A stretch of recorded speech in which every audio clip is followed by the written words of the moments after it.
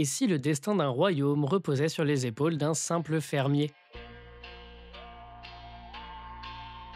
Dans Tower Dungeon, la Dark Fantasy se réinvente avec une princesse kidnappée et une tour qui défie les cieux. Imaginez un Dark Souls sous stéroïdes fusionner la progression implacable de Tower of God avec un soupçon de RPG old school, vous obtenez Tower Dungeon. Né de l'esprit de Tsutomu Nihei, Tower Dungeon débarque en France en mai 2025, accrochez-vous, ça va secouer. Prêt à explorer cet univers sans pitié, alors likez, abonnez-vous et plongeons ensemble dans les profondeurs de Tower Dungeon.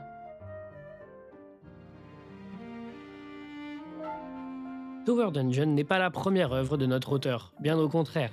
Vous avez peut-être déjà entendu parler de ses autres œuvres, bien qu'elles soient dans un genre tout à fait différent. Car l'auteur n'est nul autre que Tsutomu Nihei, qui est un des grands noms du manga de science-fiction et cyberpunk, de par ses deux œuvres les plus connues, Blame, qui débute en 1998, suite à un prix pour un one-shot de l'histoire en 1995, et plus récemment son manga Night of Sidonia, sorti entre 2009 et 2015. L'auteur a eu beaucoup d'inspiration dans sa vie, dont certaines vont se voir très clairement. Son passé professionnel se ressent car il a étudié pendant 1 an et travaillé dans l'architecture. Une autre de ses inspirations principales est qui se trouve dans le genre de ses écrits, le cyberpunk, qui lui vient du père même du cyberpunk, William Gibson, et son ouvrage Neuromancer. Mais vous pouvez me dire que c'est bizarre, mais Tower Dungeon ça ressemble pas trop à du cyberpunk. Et effectivement, l'auteur a voulu s'essayer à un autre genre, celui de la dark fantasy, et nous invite à rentrer dans un univers aussi impitoyable que chaleureux. N'attendons pas et plongeons dedans.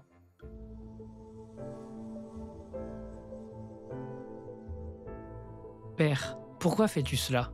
Je vais te le dire, car il est déjà mort. En effet, le roi est mort et est possédé par un nécromancien qui va kidnapper la princesse pour l'emmener dans la Tour des Dragons. Le royaume est perdu et terrifié, l'armée royale a essayé de grimper cette tour mais cela n'a donné que des déceptions et des morts. Jusqu'au point qu'il manque de personnes et vont demander à ce que chaque village s'engage à envoyer un soldat, sous peine de punition. C'est alors qu'on va rencontrer Yuva, un jeune fermier qui travaille pour s'occuper de son père et de sa sœur. Le village a l'air d'accord et Yuva également. Il est un jeune homme en bonne santé et très fort, même s'il n'a aucune expérience en combat. La veille de partir, son père va lui donner 2 choses. Un vieux bouclier en bois et son casque qu'il a utilisé pendant la guerre. Après avoir dit au revoir à sa famille et pris un chariot avec d'autres aventuriers, il se retrouve dans une vieille forteresse près de cette tour, avec l'armée royale, qui a d'ailleurs trouvé un nouveau passage, mais il faut déplacer des énormes rochers, ce qui ne semble pas être un problème pour Yuva, contrairement aux autres soldats qui galèrent à porter des sacs. Il va alors rencontrer un groupe de gens qui vont lui donner des sacs à porter, et voilà son nouveau boulot qui va commencer, transporteur pour l'armée, et ils vont se diriger vers la tour, et c'est alors qu'il va la voir devant lui.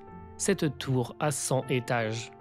Le groupe va avancer étage par étage en faisant attention à ne pas attirer l'attention des monstres, jusqu'à ce que l'inévitable arrive et un groupe de morts-vivants va les voir. Mais ce n'est rien, et ils les combattent avec aisance. En continuant l'ascension, Yuva va lui demander ce qu'il porte. Et ce sont des sacs de sable, car un membre du groupe va expliquer que le monstre du 50e étage a comme faiblesse le sable. Yuva va s'en vouloir car plus tôt il est tombé et en a perdu un. L'ascension continue, le groupe trouve d'ailleurs des spores de dragon qui permettent de faire des puissants bonbons de soins. Et c'est alors qu'ils se retrouvent devant un énorme garde. Le combat va débuter et notre groupe va montrer qu'ils ont une cohésion parfaite, car quelqu'un va fracasser le bouclier du monstre afin que l'archer puisse lui asséner une flèche dans l'œil et que d'un coup d'épée, un autre tranche son ventre. Mais cela était trop facile, et malheureusement un archer était présent et va tirer sur un membre du groupe. Et c'est ainsi que le groupe arrive au 50e étage. Yuva part alors avec le sac de sable pendant que le groupe occupe le monstre. Il apparaît, c'est une sorte de slime géant avec une drôle de forme humanoïde et des yeux gigantesques. Le groupe essaye du mieux qu'ils peuvent de l'occuper en se faisant engluer les uns après les autres. Yuva alors en place sur une arche plus haut va alors sauter afin de l'asperger. Le slime va alors se transformer en eau. Mais il ne reste que Yuva qui peut se déplacer, et il doit alors le finir, jusqu'à ce que quelqu'un lui dise de s'arrêter. Le nécromancien avec la princesse. Ce monstre n'a rien fait de mal et ne souhaite que protéger la porte. Votre objectif c'est elle, voulez-vous qu'elle meure? Mais la princesse va dire qu'il souhaite l'amener en haut de la tour et qu'il ne peut pas la tuer, que ses guerriers ne doivent pas s'inquiéter de sa sécurité, mais qu'ils doivent se concentrer sur la bataille. Mais selon le nécromancien, ils n'ont aucune chance, qu'il devrait baisser son épée. Mais c'est alors qu'il surgit et la plante dans le monstre.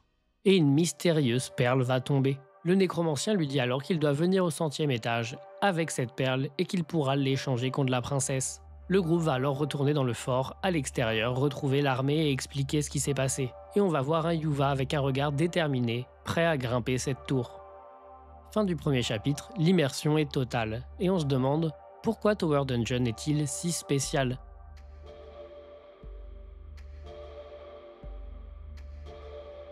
Décortiquons plus en détail son univers.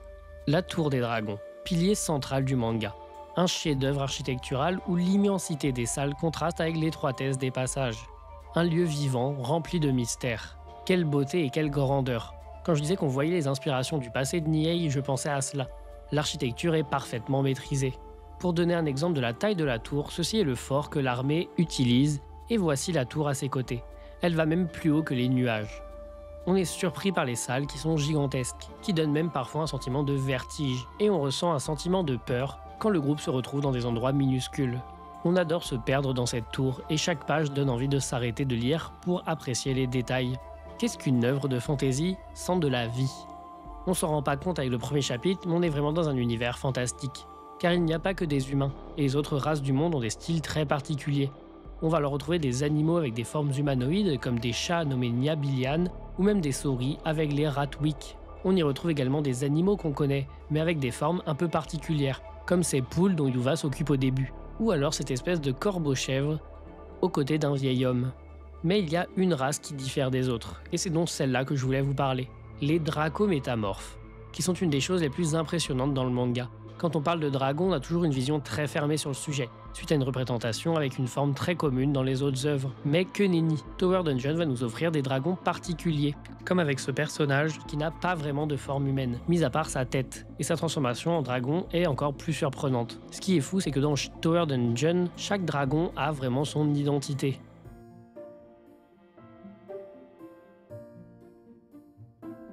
Suite à une tentative ratée de grimper la tour, le groupe va devoir se scinder en deux. Une grande partie va retourner à la capitale et va laisser derrière pour grimper la tour 3 personnes. Et j'aimerais qu'on parle d'eux, car c'est eux qu'on va suivre pendant une partie de l'œuvre. Le groupe ressemble grandement à une trinité qu'on pourrait retrouver dans n'importe quelle œuvre fantastique.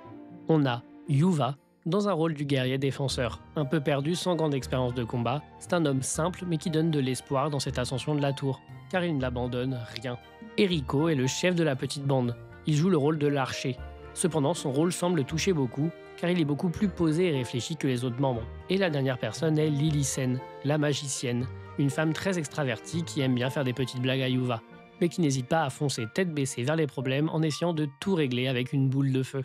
Les relations entre ce groupe permettent clairement de rendre l'œuvre meilleure. Ça amène beaucoup de compassion envers eux malgré les horreurs de la tour et ce qu'ils vivent. Ils gardent le sourire et nous montrent de la vie.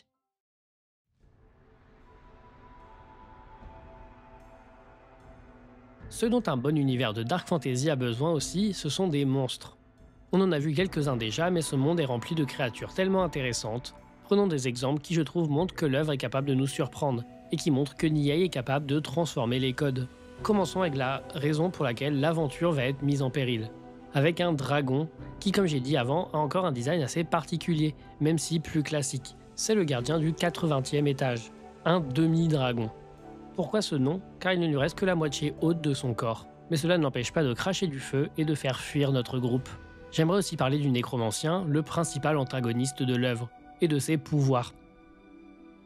Déjà, son design est très particulier et va coller parfaitement avec ce qu'il fait. On pourrait presque le comparer avec un parasite qui occupe les corps, comme celui du roi. Et cela se voit encore plus avec son pouvoir, car il est capable de produire des sortes de sangsues qui vont aller sur les corps pour les ressusciter et en faire une armée. Ce dont on va même pouvoir voir l'étendue du pouvoir lorsqu'un grand groupe armé va tomber dans un de ses pièges. Je trouve que cela est une très bonne représentation de la nécromancie qui ne se justifie pas juste sur de la magie, mais vraiment une possession des morts. Si je vous dis basilic, vous allez sûrement me parler de serpent qui pétrifie avec ses yeux. Et c'est vrai dans la mythologie qu'on connaît, mais Tower Dungeon a une autre vision de cela. Un papillon géant avec des faux yeux sur ses ailes. Ce monstre est terrifiant quand on voit la taille qu'il fait. On y retrouve également un autre monstre, qui une nuit va voler les affaires de notre groupe. Ils vont alors commencer à le pourchasser et on va apprendre que ce sont en fait des habitants de la tour, qui savent parler et qui voulaient les affaires que parce qu'il y avait du sel et qu'ils voulaient nourrir ses enfants. Cela nous montre que la tour n'est pas que remplie de monstres assoiffés de sang, et ils vont même aider le groupe en leur montrant un passage pour monter plus rapidement. Je suis trop content de voir des monstres différents de ce qu'on peut avoir l'habitude de lire dans ces œuvres, que ce soit des monstres agressifs ou pacifiques. Ce qui va pouvoir nous mener à un autre point important du manga, car que seraient des monstres terrifiants sans des combats?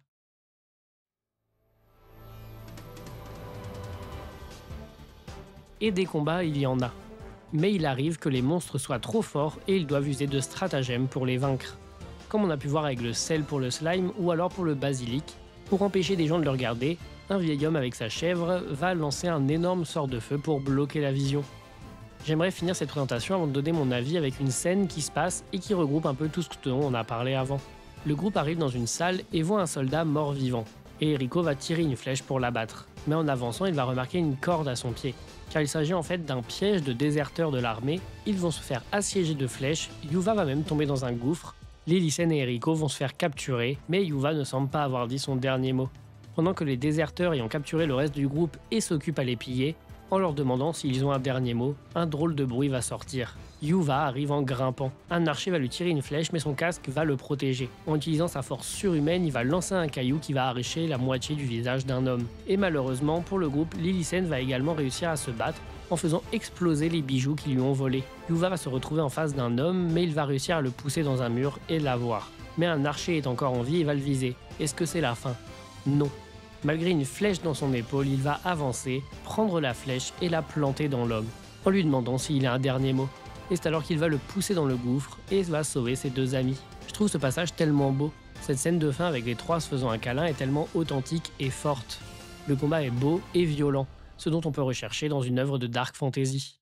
Et voilà, notre exploration de Tower Dungeon touche à sa fin. Le tome 1 sort le 7 mai 2025 en France, c'est vraiment une date à retenir. J'ai abordé beaucoup de choses, mais le manga regorge encore de secrets. Alors qu'en pensez-vous? N'hésitez pas à partager votre avis en commentaire. En espérant qu'on se retrouve sur une nouvelle vidéo. À bientôt.